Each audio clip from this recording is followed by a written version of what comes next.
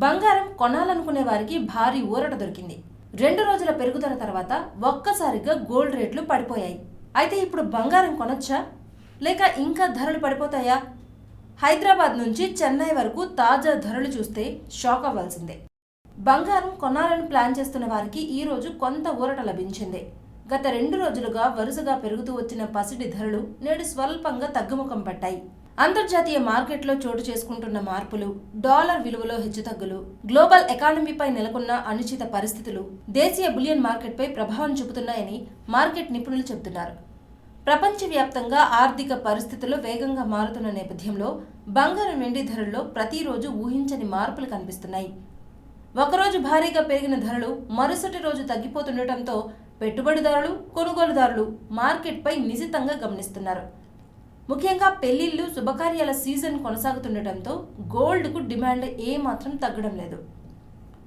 ఇక మే 21న అంటే ఈ రోజు ఉదయం హైదరాబాద్ బులియన్ మార్కెట్లో చూసుకుంటే 24 క్యారెట్ల 10 గ్రాముల బంగారం ధరపై 1,58,360 రూపాయలుగా నమోదైంది. 22 క్యారెట్ల 10 గ్రాముల బంగారం ధర 1,45,160 రూపాయలు కొనసాగుతోంది.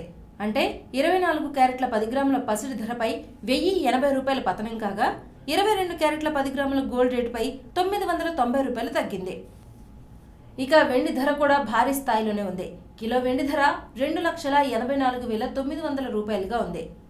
ఇక దేశ రాజధాని ఢిల్లీలో 24 క్యారెట్ల 10 గ్రాముల బంగారం ధర 1,58,510 రూపాయలు ఉండగా 22 క్యారెట్ల పసిడి ధర 1,45,310 రూపాయలుగా ఉంది. ఇక ముంబై మార్కెట్లో కూడా బంగారం ధరలు హైదరాబాద్తో సమానంగా నమోదయ్యాయి. చెన్నైలో మాత్రం బంగారం ధరలు దేశంలోని ఇతర ప్రధాన నగరాల కంటే ఎక్కువగా ఉన్నాయి. అక్కడ 24 క్యారెట్ల 10 గ్రాముల బంగారం ధర 1,60,900 రూపాయలుగా ఉంది.